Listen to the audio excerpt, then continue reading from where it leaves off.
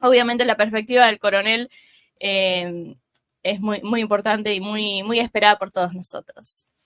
Así que, hola, coronel, ¿cómo está? Qué gusto verlo, hace rato que no lo veía.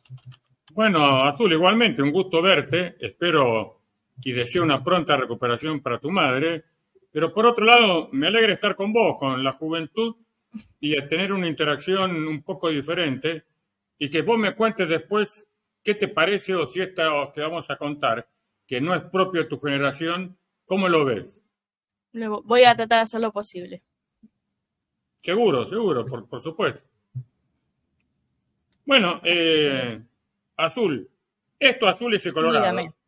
Cuando yo tenía tu edad, hace un montón de años, 2 siglos atrás, era un tema que la juventud, me refiero a la juventud de los años 70, 80, era un tema central, era un clásico argentino.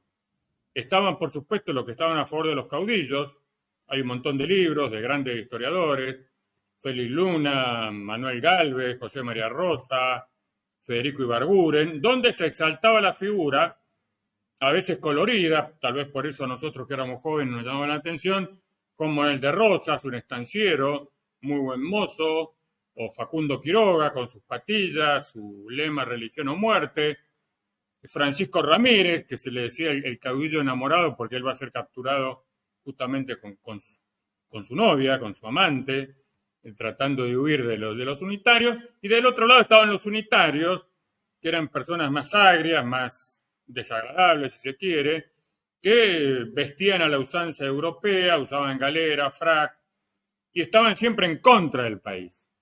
Eso yo lo mamé, lo viví, me acuerdo en mi habitación de estudiante secundario tenía un gran póster de Juan Manuel de Rosas, de Facundo Quiroga, que a mis padres no les gustaba mucho, claro, eran de otra generación. Pero bueno, ¿por qué elijo este tema? Porque parecería ser, hay un gran italiano, un filósofo de la historia, Giambattista Vico, que en el siglo XVIII decía que todo vuelve. Él hablaba del corsi e ricorsi, es decir, la historia, lejos de ser algo original, algo que se va renovando, que tiene un principio, tiene un fin, es circular. Muchas teosofías y teologías orientales creen eso, creen que la historia se repite a sí misma. Bueno, yo también en alguna medida creo eso, entonces vamos a explicar primero cómo era esto de unitarios y federales. Estamos hablando de la Argentina en 1820, 1830, 1840, 1850, y cómo eso se replica, se repite en nuestros días. Si es que se repite, vamos a tratar de explicarlo. Bueno, mencionamos el año 1820, no es un dato casual. En ese momento, la Argentina no se llamaba como tal, se llamaba las Provincias Unidas del Río de la Plata, estaba luchando por su independencia, el general San Martín ya había liberado Chile, estaba preparando su armada para irse al Perú y estalla entre Buenos Aires y los caudillos del interior una guerra intestina, una guerra civil. El director, que era Martín de Pueyrredón, le va a ordenar a los dos ejércitos nacionales que en ese momento estaban en movimiento en carácter expedicionario, el ejército de los Andes de general San Martín y el ejército del norte del general Belgrano, que vuelvan a la Argentina para confrontar a estos caudillos que se habían transformado en personas muy poderosas, tenían sus milicias, tenían sus ejércitos. Concretamente se había dado en 1820 la batalla de Cepeda, donde ellos derrotan a la Fuerza de Buenos Aires y después desfilan tranquilamente por las calles de Buenos Aires. Tanto Belgrano como San Martín van a desobedecer esta orden, porque ellos, después lo vamos a explicar, entendían que su figura, su poder político y militar no podía desgastarse en una lucha interna, que ellos estaban para luchar con un enemigo extranjero, que en ese momento era el Imperio Español.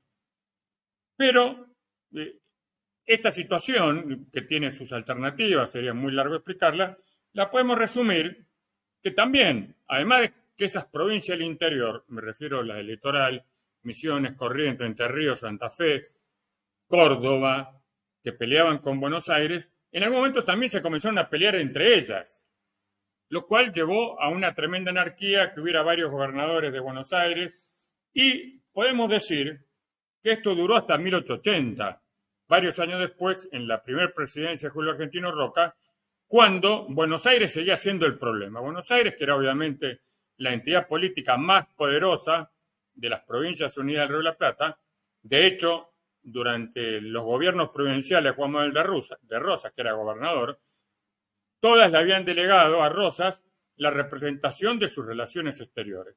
Pero otro federal, que era gobernador de Entre Ríos, Justo José de Urquiza, que si bien también era federal, va a derrocar a Juan Manuel de Rosas luego de la gran batalla de Caseros, que va a, digamos, hacer una bisagra, una línea de un antes y un después, que nos va a llevar a la Argentina moderna, concretamente con la sanción en 1853 de la famosa Constitución, la primera Constitución.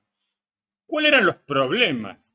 ¿Por qué se peleaban unitarios y federales y también federales entre federales? Bueno, lo primero que hay que decir, había un problema económico. Obviamente, aquel que estaba sentado sobre las arcas de la aduana del puerto de Buenos Aires recolectaba lo que eran las tasas, los impuestos, los aranceles que se cobraban, ya sea las mercancías que salían del país, que se exportaban, que no eran muchas, básicamente era tasajo, carne, digamos, vacuna salada, cueros, alguna otra cuestión, pero no muchas más, y obviamente cobraba el ingreso de mercancías extranjeras, también pasaba el contrabando, es decir, era una caja, era la caja más importante del país. Entonces, lo primero que tenemos que tener en cuenta, que nos va a permitir después entender, había un problema económico, que era la aduana. Segundo, había un problema cultural.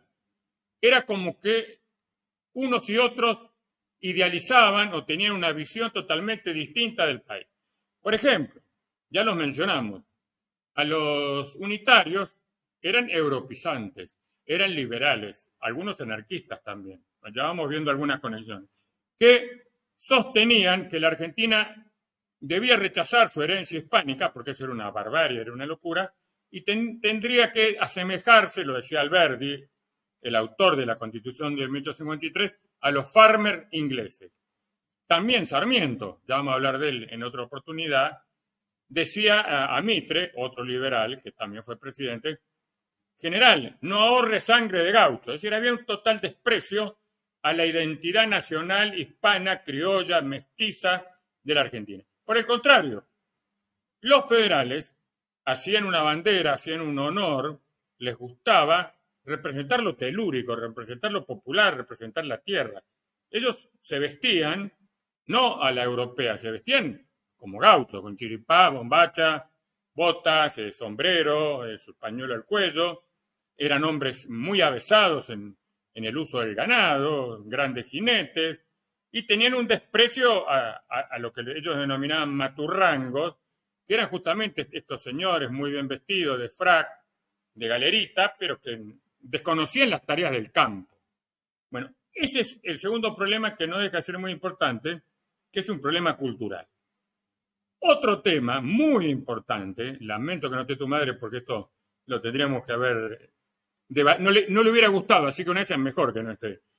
Hubo potencias extranjeras, en ese momento el Imperio de Brasil, no nos olvidemos que Brasil, la corte de Pedro de Portugal, había venido a Río de Janeiro huyendo de la persecución napoleónica y se había configurado un imperio de Brasil. Ese imperio, donde también tenía mucha influencia Gran Bretaña, no miraba con buenos ojos la independencia o esta actitud argentina de valorar lo suyo. Entonces le van a colaborar, van a ser aliados de Urquiza, tropas brasileñas van a participar de la batalla de Caseros que se va a desarrollar ahí en Palomar, en el actual departamento de Palomar, donde se encuentra el Colegio Militar de la Nación. Si van a participar elementos extranjeros. Dicho sea de paso, Juan Manuel de Rosas va a luchar contra sendas confederaciones anglo-británicas que van a intentar, a veces con éxito, a veces no, remontar los ríos interiores, el río Paraná, el río Uruguay, el río Paraguay, a los efectos de imponer lo que ellos denominaban el libre comercio. Entonces este hecho es muy importante. El cuarto hecho importante es cómo veían ellos las leyes.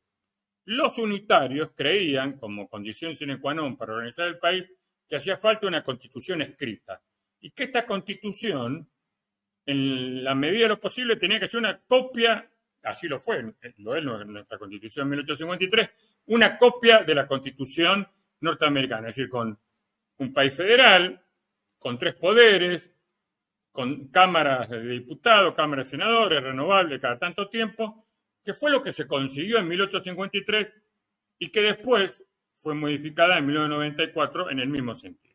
Eso es el pasado. A ver en qué medida este esquema que hemos montado, esta descripción, no sé si vos lo habrás estudiado en alguna materia de historia durante el colegio secundario, vamos al presente, vamos ahora. ¿Qué es lo que yo veo de similitud? Y lo sigo a a Jean-Baptiste Vico en esto. Primero, Milei. Milei, él cree tener una superioridad moral, cree que él tiene razón, que todo el resto está equivocado, que es una manga de rata, una porquería y que merecen ser arrasados. Eso me recuerda mucho a este personaje que yo ya nombré, que se llamaba Domingo Faustino Sarmiento. Domingo Faustino Sarmiento, un sanjuanino, que, o casualidad, le decían el loco. Igual que hoy muchos apostrofan hacia el presidente. Un tipo que tenía reacciones muy violentas, muy pasionales, donde yo le encuentro una similitud. Encuentro una similitud entre Javier Milei y Domingo Faustino Sarmiento. Lo segundo que yo veo similar, estos gobernadores, especialmente los gobernadores patagónicos, a los que se suman otros, pero vamos a centralizarnos en ellos, hacen una defensa de la caja, hacen una defensa pragmática de sus ingresos. Es decir, igual que sucedió con la aduana de Buenos Aires, acá hay un problema de plata, no lo podemos negar, que es la bandera que en este momento levantan los gobernadores. Y como si fuera poco, y esto es lo más preocupante de todo, también en estos momentos, como lo hubo en la batalla de Caseros, donde intervino el Imperio de Brasil, hay injerencia extranjera. Todavía no hay tropas, esperemos que nunca las haya. ¿En qué lo vemos? Por ejemplo, en la Isla Grande Tierra del Fuego, en este momento está funcionando un radar de uso militar que pertenece a una empresa estadounidense británica. Sigue funcionando. Más allá que en el gobierno anterior, el Ministerio de Defensa, a través del ministro Tajana, pidió su cierre, su cancelación, el radar en este momento está funcionando. Otra provincia que me preocupa mucho es Chubut.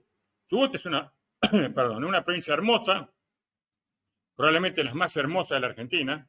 De hecho, no sé si vos sabías, la famosa pareja de delincuentes norteamericanos, Buzz Cassidy y el Sandy Kid, cuando fueron perseguidos en Estados Unidos, bajaron a la Argentina y se establecieron en un hermoso pueblito que se llamaba Cholila. Por supuesto, después siguieron haciendo sus tropelías y van a morir en Bolivia. Pero ¿qué pasa hoy en Chubut? El gobernador joven, 30 y pico de años, que es del partido PRO, el mismo partido de Mauricio Macri y que supuestamente era un aliado de Javier Milei, ha entrado en tratos muy directos con la Guardia Costera de los Estados Unidos para que no buques de la Armada Argentina, sino buques de la Guardia Costera norteamericana patrullen la milla 200, lo cual es una locura, una tontería. Por otro lado, hay grandes fortunas en el mundo, una de ellas es el Emir de Qatar, todos lo conocimos, fue el organizador del último mundial, están comprando gran cantidad de tierras en provincias como Chubut. Ya está la famosa estancia del lago escondido de Lewis. También Epstein, que es uno de los socios inmobiliarios de Javier Milei, están desarrollando explotaciones de oro, de plata en la provincia. Es decir, todo esto huele mal. Ahí sale un tufo de intervencionismo, de dejadez, de fragmentación, que yo no puedo dejar de mencionarlo. Antes de pasar a las conclusiones, y si vos tenés alguna pregunta, yo quiero resaltar una actitud.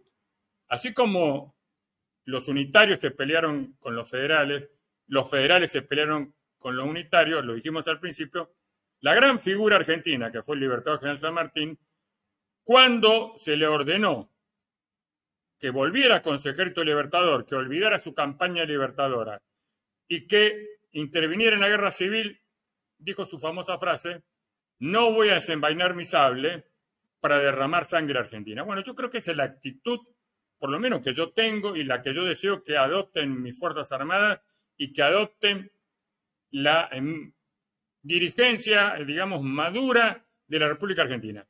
Acá yo no le estoy dando la razón a Milei, tendrá parte de la razón, probablemente sí, ni le estoy dando la razón a los gobernadores, que también tendrán parte de razón o no interesa. Lo que tiene que privar por sobre ellos es la nación. Es decir, no hay fuerza política aceptable que busque una segregación, que busque una separación, que busque un rompimiento de la unidad de la Argentina. Una Argentina que va desde la Puna en Jujuy hasta la base Belgrano 2 en la Antártida Argentina, pasando por las provincias del norte, las provincias del centro, la Patagonia. Es decir, acá lo que tenemos que preservar los argentinos es la unidad. Por supuesto que hay problemas. Esos problemas se solucionan no como hicieron los viejos unitarios y federales, a los tortazos, a los sablazos, a los tiros, no. Eso no conduce a nada. Hay que sentarse en una mesa y negociar. Seguramente tendrán razón y argumentos a favor unos y otros. Para terminar, vamos a citar otro historiador muy famoso, no tan más famoso incluso que Jean-Baptiste Vico, que es Karl Marx. Karl Marx decía lo siguiente: la historia primero se da como tragedia, después como farsa. Bueno, hasta el momento esto tiene todo el aspecto de ser una farsa, donde vos lo habrás visto, lo habrás escuchado, el presidente se burla en forma cruel a través de haciendo una modificación del rostro del gobernador de Chubut, simulando que es un chico down, burlándose de algo que nadie se puede burlar. Por otro lado, el gobernador le contesta con un tuit, se tutean, eran aliados hasta hace 15 días. Es decir, es poco serio. Por eso digo que es una farsa. Lo que yo realmente deseo es que esta farsa en ningún momento se transforme en una tragedia. Para eso, reitero y rescato nuevamente la figura de Jean San Martín, que fue una persona que tuvo la prudencia, que tuvo la contención de no jugar su prestigio, de no jugar sus armas en una pelea interna, porque no tenía sentido. Bueno, Azul, no tengo nada más y quedo a tu disposición por si tenés alguna duda, alguna pregunta, lo mismo para la audiencia. No, muchas gracias, la verdad muy interesante. Sí, además, estos son los temas que la verdad yo me siento en falta, porque es una realidad que la formación que te da la secundaria sobre la historia es muy pobre, y en mi carrera yo no tuve historia argentina, era una optativa que no tomé. Ya eso para mí igual es un fallo, el hecho de que yo estudié Relaciones Internacionales, no teníamos historia argentina obligatoria, para mí tendría que haberlo sido.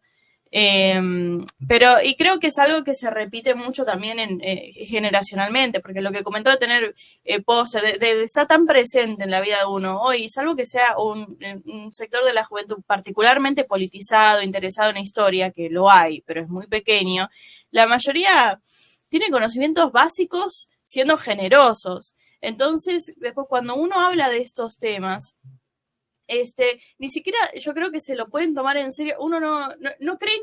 Yo creo que lo que le pasa a mucha gente es que cree que este tipo de cosas son cosas que pasaban en el antes. Son cosas que ya no pueden pasar en el ahora. Pues piensa que ¿cómo va a pasar eso?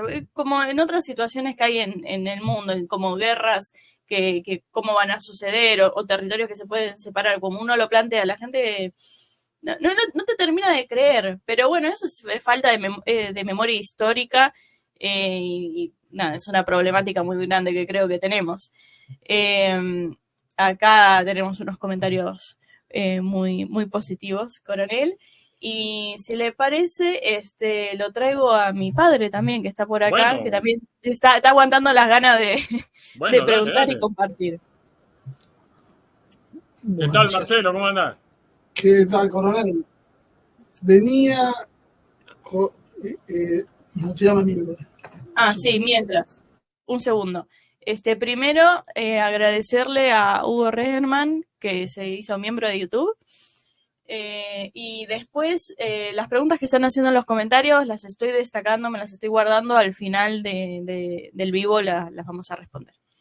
Ahora sí. Mientras tanto, coronel, quería hacerle una pregunta ante esto que yo no sé, no puedo dejar de ser mal pensado. Es cierto que dicen, sé mal pensado y acertarás, ¿no?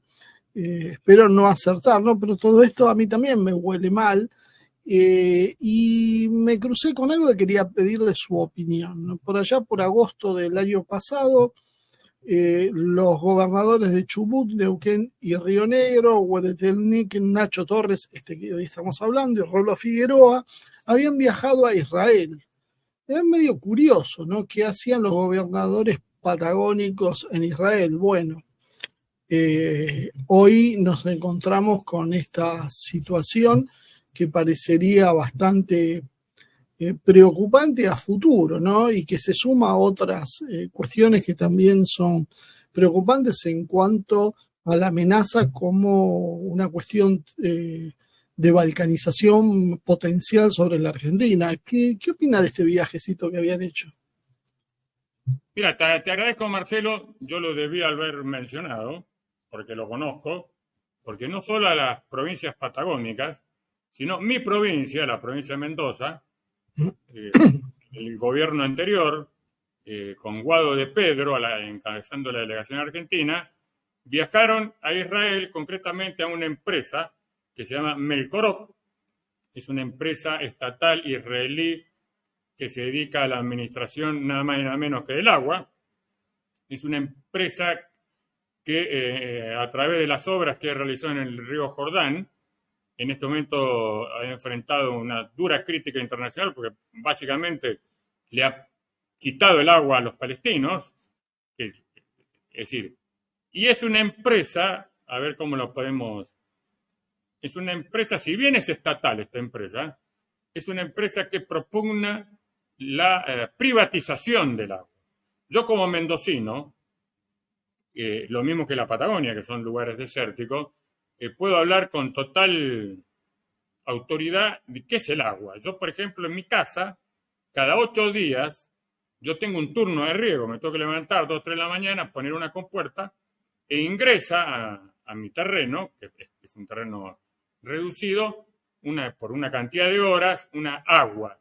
Yo si no tengo esa agua, no podría tener ni frutales ni nada. Es decir, esto sería un desierto. Bueno, esto, que yo lo menciono así anecdóticamente, implica todo un sistema que tiene Mendoza, que se construyó hace más de 100 años con la generación de tanos, como el ingeniero Chipoletti, que vinieron a la Argentina, construyeron represas, canales, copiando, ya lo habían hecho los indios Huarpe hace 500 años, porque si esta agua, que es un agua que se junta en los glaciares, baja por los ríos cordilleranos, se embalsa en el verano y después se va administrando, se va distribuyendo, Mendoza no tiene agua. Y acá hay 2 grandes aguas, está el agua de riego, que es la que acabo de mencionar, pero de esta agua de riego, una vez que es filtrada, desarenada, clorificada, es el agua que se usa para beber. Mendoza hace más o menos 10 años, tal vez un poco más, que tiene una crisis hídrica, es decir, este deshielo no es lo suficientemente caudaloso para abastecer la necesidad de la provincia y entonces no han tenido mejor idea el gobernador de Mendoza, Alfredo Cornejo, que viajar junto con otros gobernadores, vos mencionaste algunos, también creo que está el de Jujuy, a Israel. Yo también conozco Israel que es otro lugar desértico, a través de tecnologías muy modernas, como es el riego por goteo, donde a cada planta le llega un cañito y ese cañito tiene un dosificador, son 3-4 gotas que caen ahí por hora y así se mantiene la planta húmeda y puede crecer. Pero el problema es la filosofía que tiene esta empresa, que está cuestionada, ya te digo, por haber privado del agua a los palestinos y porque ellos, ¿qué van a hacer en Mendoza? En vez de construir obras de infraestructura, que sería lo lógico, que es lo que hicieron los tanos, que llegaron en el siglo XIX, siglo XX, como mis antepasados, ellos dicen, no, el agua es un bien escaso, es un material de mercado, cotiza en bolsa, le vamos a poner medidor a todas las casas y vamos a cobrar el agua. Entonces, aquel que consuma va a tener que pagar y va a tener un alto costo. Entonces, bueno, es una cosa de loco, porque el agua hay que obtenerla, hay que almacenarla, hay que potabilizarla y después hay que distribuirla. Ahora, como pasa en Mendoza, si yo tengo cañerías que tienen 100 años, que es lo que tienen, no estoy exagerando, donde el 50% del agua que yo obtengo, que es poca, porque no nieva lo suficiente en las altas cumbres, se pierde con conexiones clandestinas, con pinchaduras, con caños rotos, no va a haber presupuesto que alcance.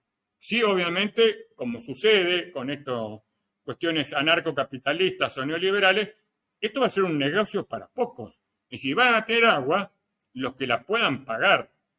Y los que no la podamos pagar, a mí, por ejemplo, me sale bastante caro a mí el agua. Yo tengo que pagar el agua potable, que la pago, y tengo que pagar el agua de riego, que es el agua de manto que yo te mencionaba. Entonces, como siempre, vamos a lo que es la Agenda 2030, no tendrás nada, pero serás feliz. Es decir, no voy a tener agua, no voy a tener frutales, no voy a tener un césped en el cual yo poder descansar, porque no voy a tener los medios pecuniarios, el dinero para pagarlo. Y lo mismo, obviamente, va a suceder en las provincias donde esta empresa, que vos las mencionaste, intervenga. Dos preguntas, coronel, antes de que Azul pase con las del público. Una, nombró a Cornejo y me hizo recordar lo del Mendoexit, lo de la Argentina del centro y esas cosas que Cornejo, si no me equivoco, hasta quiso hacer un plebiscito para separar a la provincia de Mendoza de la Argentina. ¿Qué apoyo tiene entre los mendocinos? ¿Cómo se vive eso? ¿Qué piensan? Mira, acá hay que analizarlo lo más objetivamente posible. Lo primero que hay que saber, los mendocinos, los provincianos, en general hay un largo resentimiento contra el poder central de Buenos Aires. Eso es indudable. Administre quien administre, hay un resentimiento, hay una bronca. ¿Por qué? Por ejemplo, Mendoza tenía un crédito para construir una represa, Portezuelo del Viento. La nación le fue girando el dinero, pero como La Pampa, que es otra provincia tributaria de los ríos que nacen en Mendoza, interpuso una acción judicial y en este momento Mendoza, si bien tiene la plata para hacer esa represa, que sería muy útil, no la puede hacer porque hay un interdicto, una orden del presidente de la Nación, anterior, Alberto Fernández, donde Mendoza no puede construir esa represa. Segundo, yendo a algo más particular, yo creo, es una apreciación personal, que lo de Alfredo Cornejo no fue una movida secesionista seria, fue una farsa, fue una especie de ariete o de palo que él sacó debajo de la manga amenazando. Porque, de hecho, la persona que promocionaba esto, un pequeño partido provincial, cuando se presentó a elecciones, no sacó ni siquiera el 3%. Lo cual me da la pauta que si bien hay un sentimiento negativo de los provincianos, como yo y tantos otros, en contra de este centralismo porteño, en realidad, cuando llegado el momento de plantear una cosa tan grave como una fragmentación, una secesión, un plebiscito, no tendrían ninguna posibilidad de éxito. Pero, lo decía mi abuela y yo lo repito, no hay que tentar al diablo, porque esto de Cornejo, que era una farsa absoluta hace 2 años, hoy, con este comunicado, vos lo habrás leído, que sacaron los gobernadores patagónicos, donde pusieron como título Provincias Unidas del Sur, con un logo bastante extraño, ya es otra vuelta de tuerca, y donde además lo veo al embajador de Estados Unidos, el señor Stanley, viajando a Chubut, la Guardia Costera, el señor Epstein, Qatar, ahora dicen, esto lo escuché hoy, no sé qué veracidad tiene, que Qatar estaría dispuesto a poner $15.000 millones, no a la Argentina, a estas provincias patagónicas. No nos olvidemos que si yo agarro Chubut, Santa Cruz, Neuquén, el sur de Mendoza, está el 80-90% de los recursos energéticos. Es decir, los pozos petroleros o petrolíferos están ahí. Es decir, que si estas provincias desean hacer, por ejemplo, un gran negocio con el Emir de Qatar, que obviamente Qatar es un país petrolero y tiene toda la tecnología y tiene todo el dinero para hacerlo, están en capacidad de hacerlo. Es decir, ya pasamos de la farsa de Cornejo, de esa burla, a una cuestión que comienza a tomar un cariz de factibilidad, de realidad, que no deja de ser tremendamente peligroso. Sabemos que después del Mundial el Emir de Qatar compró en la zona una tremenda estancia de más de 100.000 hectáreas, que entre el paquete de la ley Ómnibus está justamente la posibilidad de que los extranjeros puedan comprar gran cantidad de tierra, que él se mudó, este es un detalle de color, pero el Emir de Qatar se mudó con uno de los aviones más grandes del mundo, un C-17, que dijo que trajo su equipo de comunicaciones. Me gustaría ver los equipos de comunicaciones para que entren en un avión que es de los más grandes del mundo. Es decir, creo que acá están ocurriendo, Marcelo, por arriba, por abajo, por el costado, cosas que a uno les cuesta creerlo, porque realmente son difíciles, pero tenemos un radar británico norteamericano funcionando en la isla Grande Tierra del Fuego. Tenemos estas declaraciones altisonantes de Milei, lo mismo de Ignacio Torres, el gobernador de Chubut. Tenemos el otro dato, la provincia de La Rioja, que entra en default y empieza a negociar. Es decir, por eso yo puse como título Unitarios y Federal. Esto me hace acordar a la anarquía del año 20. Esperemos no llegar, pero hay demasiados indicios que, igual que vos, yo creo, apuntan en esa dirección. Y bueno, esa empresa israelí, el viaje de los gobernadores, tenemos una amenaza, pero no nos olvidemos que en las Malvinas tenemos a los británicos y tenemos un grupo de mapuches que tienen una sede en Bristol y que reclaman soberanía en otra parte del territorio, en algún punto debe ser coincidente, en otro no. ¿Cómo juega esta cuestión de los británicos, maestros, podríamos decir, en este tipo de artes de dividir y subvertir realidades territoriales? Marcelo, está la historia. El famoso divide y reinará. ¿Cómo hicieron los británicos para manejar el subcontinente indio, una cultura milenaria, con varias religiones, varios idiomas? Muy sencillo, ellos desembarcaron en la India y comenzaron a incentivar minorías, como fueron los Gurkhas en Nepal, como fueron los cipayos, y a través de esas minorías, como fueron los Sikh, también, esas minorías que eran muy guerreras, aunque eran obviamente pequeños grupos, durante años estuvieron montados en ese gran elefante que era la India. Bueno, la Argentina lo mismo. Ellos saben que con nosotros militarmente les cuesta. Tuvieron 2 invasiones, fueron rechazados, después vinieron los bloqueos anglo-franceses, fueron rechazados, la guerra de Malvinas la ganaron por poco. Entonces ahora, lo hemos dicho en otros programas, ellos han optado por el soft power. No, vamos a mandarles inversiones, van a entrar en el primer mundo, van a producir. Bueno, es lo que está haciendo este señor, con una injundia digna de mejor causa, que es Javier Milei, que, como reitero, a mí me hace acordar al loco Sarmiento, que mutatis mutandis, si uno lee las declaraciones y las medidas de Sarmiento de esa época, son muy similares, en el sentido de un desprecio total de lo que es argentino, de lo que es criollo, y una alabanza permanente de lo extranjero. El propio Milei dice, mi personaje favorito de la historia es Winston Churchill y Margaret Thatcher, 2 enemigos declarados de la Argentina. Pero bueno, Marcelo, estamos así. Yo creo, así como pasó en 1820, que haya caudillos, que todavía no los vemos. Yo no digo que los gobernadores patagónicos sean caudillos, pero esperemos que surjan figuras telúricas, populares, nacionales, que se pongan el poncho, tomen la tacuara, la mazorca y defiendan lo que hay que defender.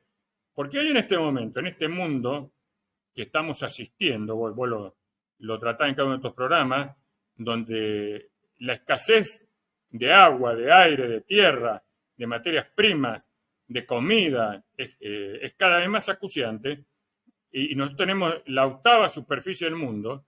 Dicen que la 6ª en recursos naturales. No podemos ser tan tontos y dejar pasar, o mejor dicho, seguir durmiendo la siesta con todos estos peligros. ¿Por qué? Es una locura. No sea que un día nos despertemos y en vez de tener una Argentina, tengamos 2, tengamos 3, tengamos 4.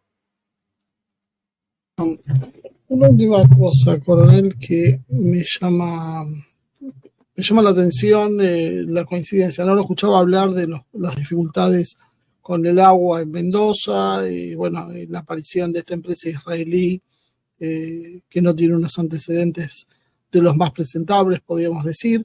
Vemos que están involucradas fuerzas de lo que era el kirchnerismo, Juntos por el Cambio, Milei, o sea, todo el mundo más o menos parece que hay determinadas cuestiones que lo comparten en un país tan dividido. Pero lo que me llama la atención puntualmente es que esto viene de la mano, uno le está escuchando las noticias hoy en Europa de las protestas de los agricultores, que simplemente lo que están diciendo para reducirlo es, nos están impidiendo sembrar, cosechar, no podemos competir, están llevando al hambre a Europa, o sea, básicamente porque va a tener que importar sus alimentos. Y da la casualidad de que estamos viendo iniciativas parecidas en algunas otras partes del mundo. ¿Es demasiado conspiranoico pensar que hay un ataque a la producción de alimentos con algún fin determinado? No, no lo veo conspiranoico para nada. De hecho, si vos vas a la famosa Declaración de Roma, del Club de Roma, no recuerdo el año exacto, la década de 70, entre los cuales, entre sus firmantes estaba Henry Kissinger y otros notables científicos, ellos basándose en teorías neomalthusianas, que se han probado inexactas y falsas, ellos básicamente sostenían que el crecimiento de la población mundial iba a ser superior a la producción de comida y que eso iba a llevar necesariamente a un crack, para lo cual ellos proponían básicamente políticas antinatalistas como la inseminación, es decir, la esterilización masculina, la esterilización femenina, el aborto, cosas que se han hecho in situ en varios lugares. Es decir, no es una... en esa época pocos conocían este documento, pero, por ejemplo, hoy por hoy, el Fondo Monetario Internacional, el Banco Mundial o cualquiera de esos grandes organismos no te entrega un crédito para construir una ruta, un puente, una represa, si vos no aceptás sotoboche y por abajo de la mesa estos contenidos antinatalistas de regulación de la población. Hay lugares donde estos experimentos han terminado tremendamente mal. Hace pocos años, o 1 o 2 años, fue el caso de Sri Lanka, donde cayó la FAO, supuestamente una organización de Naciones Unidas dedicada a combatir el hambre, dijo no a la agricultura, no al uso de materiales genéticos, acá vamos a hacer algo orgánico porque es más sano. Bueno, a los 2 años estaban todos muriendo de hambre. Entonces, esto no es una casualidad, Marcelo. Las élites han llegado a una conclusión, que aparte la dicen, no es que yo la estoy deduciendo. Están los documentos que dicen, tenemos un mundo que tiene recursos limitados y esos recursos no alcanzan para todos. Entonces, una solución es que seamos menos. Es decir, ellos están... De hecho, uno lo ve en forma práctica, como los índices de natalidad prácticamente en todos los países del mundo, todos, incluso aquellos que tienen los más elevados, como son los países africanos, los países sudamericanos, han decrecido, están decreciendo. La Argentina en los últimos años ha tenido una tormenta de natalidad hacia abajo, donde ya se adelantan los problemas, lo va a tener China, lo va a tener Japón, lo va a tener Europa, donde va a llegar un punto donde la población va a estar tan envejecida, donde los jóvenes no van a ser la cantidad suficiente para mantener a los viejos. Entonces, ¿qué es lo que propone, por ejemplo, hoy Canadá? Y la eutanasia. Si yo tengo una persona de más de 60, 70 años que no tiene una forma eficiente de vida, ¿por qué le tengo que pagar sus enfermedades, sus curaciones, su tercera edad? Le habilitamos la eutanasia y la eugenesia. Entonces, esto está muy claro, Marcelo, no es una conspiración, es una realidad, y por eso yo siempre lo hablamos con Ivonne y con vos, y ahora con Azul. Nuestra misión es abrir la mente, despertar las conciencias, que esto no es una conspiración, esto está sucediendo. Lo dicen con todas las letras, basta ver las últimas conferencias del Club de Davos, las recomendaciones de las Naciones Unidas, las políticas de género y todas esas cosas. Es decir, Marcelo, no es una conspiración, es un hecho, lo vemos en nuestras vidas familiares. No sé, mi abuela tuvo 6, 7 hijos, yo tuve 3, mis hijos tienen 2. Es decir, hay una clara disminución de la natalidad, porque si no, es más importante que la mujer trabaje. No hay alimentos para todos. No hay educación para todos.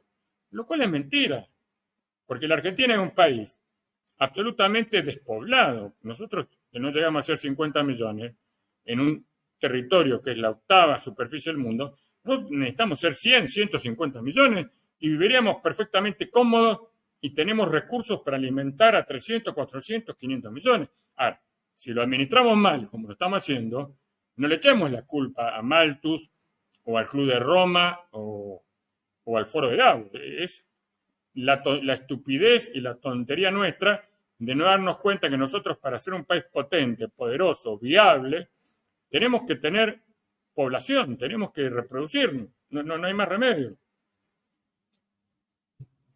Bueno, si les parece, tenemos un ratito para preguntas del público que fuimos guardando. Vamos, Azul, vamos. En vivo. Podemos arrancar con Cristian Malicia. Pregunta: en la reforma constitucional del 94 se logran 2 cosas. Una, la reelección de Menem, y otra, no conocida por el común de la gente, conceder autonomía a las provincias. ¿No es un plan armado y estudiado en el tiempo?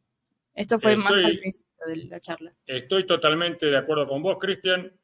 Obviamente la Constitución de 1994 le otorga a las provincias la administración del subsuelo, lo cual está permitiendo esa injerencia extranjera que mencionamos. Y hay un segundo dato que te acerco. La Constitución de 1994, al eliminar el colegio electoral y hacer la elección directa, lo que va a hacer es potenciar el valor político electoral de conurbano bonaerense. Eso va a hacer que todos los intendentes, todos los gobernadores lleven cantidades de gente, la saquen del interior y la pongan ahí en el conurbano bonaerense a vivir pobremente, miserablemente, a través del clientelismo político, porque, por ejemplo, La Matanza, no recuerdo la cantidad hoy, pero debe ser electoralmente 3, 4 veces más poderosa que Mendoza. Mendoza, que es una provincia que dio libertad a América. Bueno, pero no, La Matanza, por la cantidad de habitantes que tiene un peso político electoral más importante, y eso lo logró la Constitución de 1994. Es decir, no solamente le entregó a las provincias el subsuelo, con lo cual favorece todo este tipo de entongues y toda esta penetración extranjera, sino que a la vez produce una tremenda concentración poblacional en lo que hoy se denomina Cava. Perdón, no sé cómo lo llaman ahora todo. AMBA. Perdón, al AMBA. Bien. Hoy es un programa para levantarle el ánimo. Sí, suelen serlo. Acá Fernando preguntó: ¿es verdad que el 80% del ejército votó a Milei? Mira, yo no lo sé. No tengo datos, es imposible saberlo. Sí, en la Antártida sucedió, pero por ejemplo, lo que mucha gente no sabe, cuando yo estoy abocado a la custodia del acto electoral, no me dejan votar.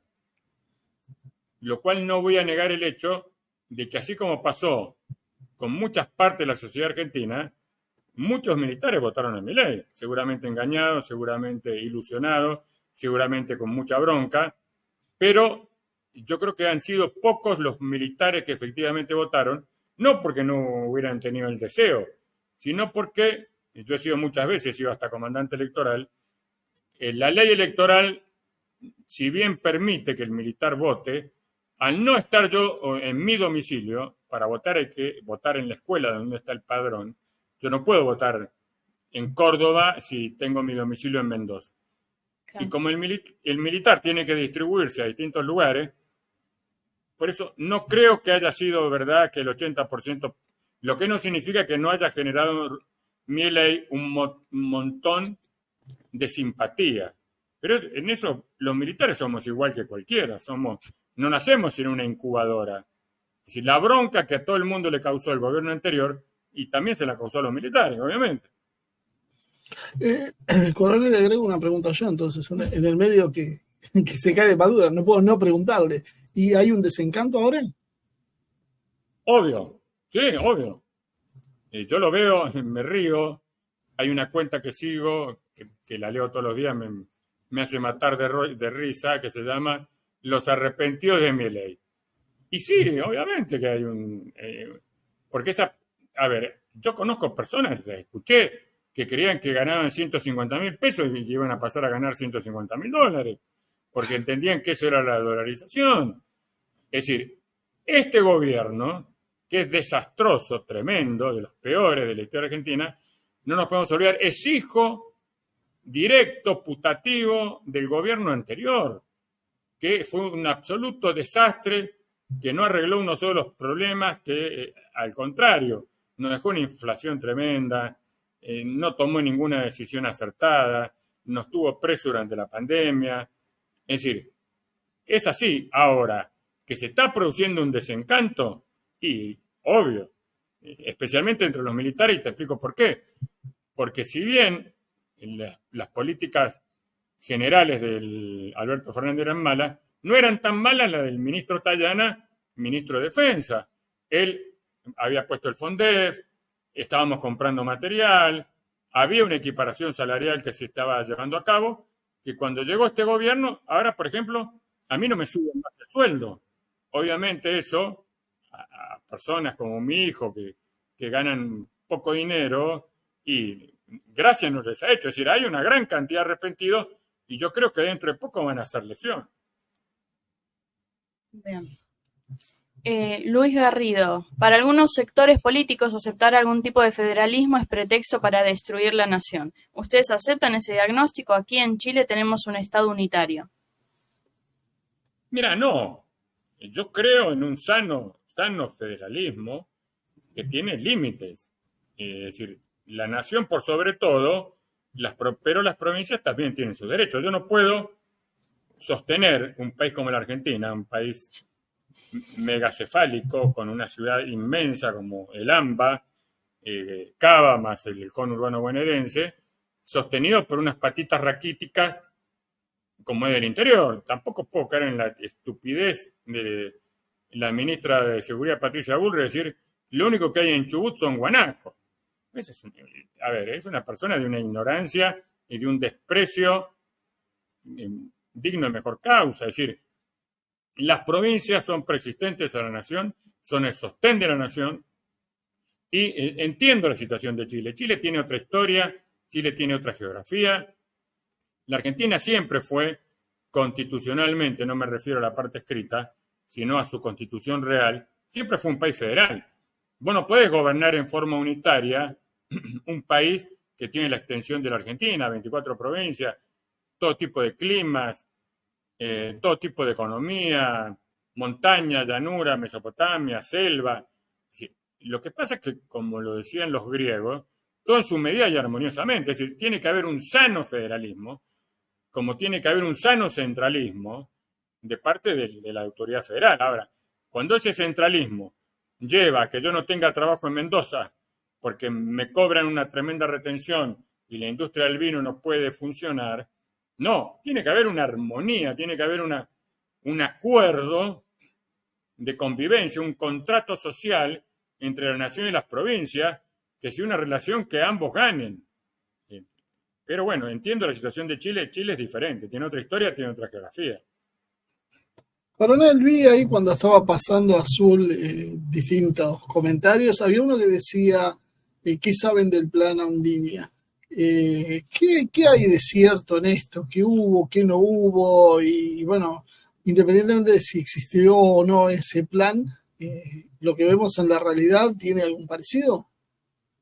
Mira, Marcelo, sabemos que cuando se organiza el sionismo, que es un movimiento centroeuropeo por los judíos házaros, estamos hablando en 1920, 1930, se comienzan a barajar hipótesis. Estaba el Estado de Israel en Palestina y se barajó, porque esto no es una fantasía, se barajó la Patagonia Argentina. Ahora, viendo lo que está pasando hoy, concretamente en la Franja de Gaza y en Cisjordania, en toda Judea, Palestina, y escuchando las declaraciones de Netanyahu, sus acólitos, sus ministros, ellos están enzarzados, están hasta acá, hasta la coronilla, con el proyecto de Gran Israel, del Estado de Israel, que es la réplica del reino del rey David, que dicen del mar al Éufrates, lo que incluye el Líbano, parte de Irak, Siria, Jordania. Si ellos están en esa locura, están, con lo cual, digo, ni se les ocurre pensar en la Argentina. Pero, siempre hay un pero. Yo he estado varias veces en Israel, es un país que me interesa muchísimo, y cuando uno se para en esas piedras, como es el Monte del Templo, o es el Santo Sepulcro, o el Ascua, el famoso santuario, uno siente que está parado sobre miles de años de historia y esa sensación, a mí, por ejemplo, es insustituible. No hay otro lugar del mundo que tenga una energía comparable con eso. Ahora, ¿qué digo lo siguiente? ¿Qué pasaría si el Estado de Israel fuera derrotado? ¿Cómo puede ser? Porque hasta hace poco tiempo estaba el mito de la invencibilidad de la Fuerza de Defensa israelí. Habían vencido la guerra de los 6 días, la guerra del Ramadán, rápidamente a fuerzas árabes superiores. Ahora, cuando surgieron Hezbollah, Hamas, dejaron de triunfar fácilmente, y yo creo que hoy Israel ha perdido esta guerra, por lo menos en el aspecto moral, y una de esas las pierde en el aspecto material. Entonces me pregunto, una vez, si es que llega a pasar, si Israel es derrotado y es expulsado de Medio Oriente, ¿a dónde van a mirar? Si ya pensaron en la Argentina, ¿no sería extraño que pensaran nuevamente en este lugar, que somos nosotros, la Patagonia, la Argentina? Ya hemos comentado otras veces, me ha pasado a mí, Marcelo, no estoy comentando, no lo vi en Netflix, me he encontrado con mochileros, ex soldados de la Fuerza de Defensa israelí, grandes equipos de camping, tipos entrenados, grandes equipos de fotografía, recorriendo la Patagonia. Bueno, tienen todo el derecho a hacerlo, pero no dejo como militar argentino de interrogarme cuál es la finalidad, cuál es el porqué de estas cosas. Y vemos este panorama complicado, donde yo te digo, hoy el Estado de Israel están decididos a llevarlo adelante a machaca martillo y a costa de la destrucción de muchas cosas. Pero ¿qué pasa si ese proyecto fracasa? Que puede fracasar. Es un interrogante. Yo tengo la duda y tengo el interrogante, Marcelo. No tengo la certeza. Si le parece, coronel, le hago una última pregunta combinando como 3 o 4, que yo creo que van todas para el mismo lado. Maximiliano Lescano preguntó cómo lo vamos a defender. Creo que en el contexto, ya tiene un tiempo esta pregunta, pero creo que en el contexto de hablando de soberanía de territorios, ¿no?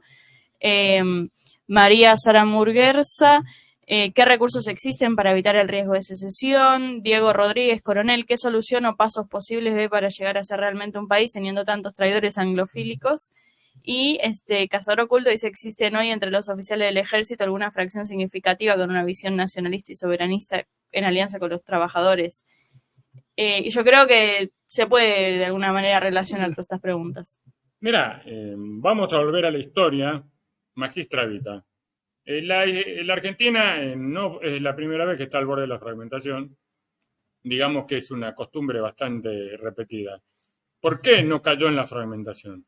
Porque siempre apareció, misteriosamente, providencialmente, personajes como el Jean San Martín, como Juan Manuel de Rosas, como Hipólito Yrigoyen, como Juan Domingo Perón, que habían nacido acá, tenían sus sentimientos y con su habilidad, su capacidad, su prudencia, evitaron que esto sucediera.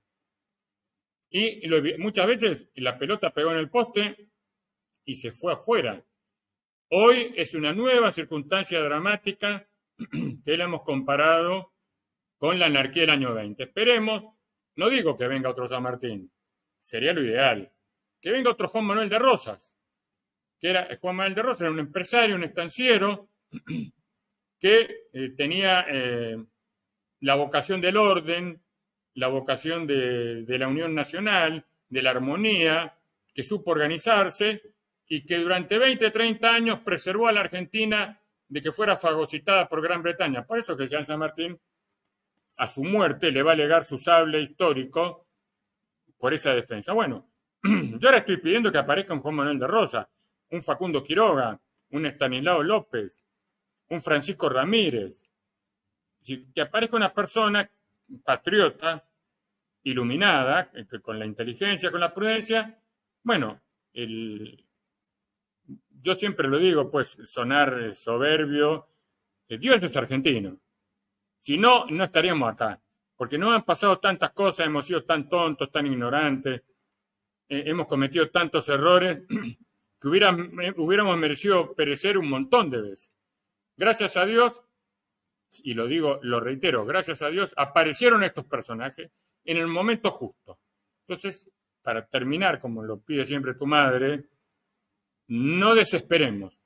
Tengamos un segundo de esperanza, no la perdamos. De los laberintos como estamos hoy se sale por arriba y se sale con la ayuda de Dios. A mí no me cabe duda que esa ayuda en algún momento va a llegar. No desesperemos, hagamos lo que estamos haciendo, gastemos nuestra garganta, gastemos nuestra saliva, tratando de iluminar, tratando de llevar el mensaje, la palabra, para que cada vez más argentinos, por ejemplo vos que no habías estudiado historia, bueno, una de esas salí de acá y bueno, quiero ver qué fue de los caudillos federales, quién fue Juan Manuel de Rosas, quién fue Facundo Quiroga, y bueno, iniciás un camino que dentro de unos años fructifica en un pensamiento fundamentado en la historia argentina. Bueno, coronel, muchas gracias. Vamos, no sé si tenés algún comentario para hacer, si no voy a pasar un chivo antes de irnos. Sí, dale. Como comentario, que la situación es complicada, como estarán viendo. Lo alentador de alguna manera es que empezamos con esta cuestión de la balcanización hace unos días, a insistir, y parece que muchos canales de YouTube, mucha gente ha ido tomando la idea, se está empezando a preocupar. Eso es bueno porque lo peor que nos puede pasar es la indiferencia. Totalmente.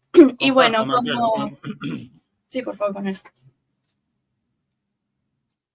Bueno, entonces, en esta línea quiero presentarles o recordarles que lanzamos la Alianza para el Desarrollo Auténtico y la Cooperación Ruso-Iberoamericana. Es una plataforma internacional que estamos armando, fortaleciendo los lazos entre el mundo ruso, la comunidad iberoamericana, en base a cuestiones en común que tenemos de esta visión de un mundo multipolar y precisamente como una manera de hacer un frente común frente a este tipo de situaciones, esta balcanización que, por ejemplo, puede suceder acá.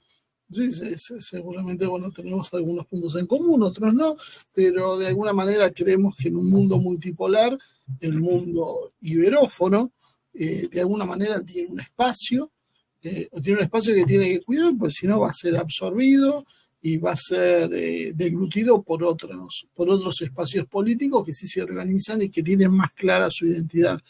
La intención es más que nada colaborar en el debate de ideas y sobre todo en la difusión de noticias, de pensamientos y de lo que podríamos considerar análisis que rompan un poco con estas cuestiones convencionales que vemos en los medios, que no dudarían en esto que hoy hicimos de calificarlo como un desvarío conspiranoico, y lamentablemente lo han hecho tantas veces, y tantas veces hemos demostrado que estaban equivocados, que bueno, esto será una vez más, pero esperemos que no sea solo una cuestión testimonial, de decir, bueno, vieron que yo se lo dije, y que podamos colaborar en evitarlo, ¿no?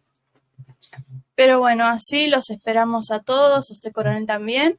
Y con esto cerramos y nada, nos vemos, espero que muy pronto. Muchas gracias. Gracias a todos, que Dios los bendiga y que se mejore la mami. Dale, me va a mandar sus saludos. Así que un saludo también muy grande para todos los que nos estuvieron acompañando.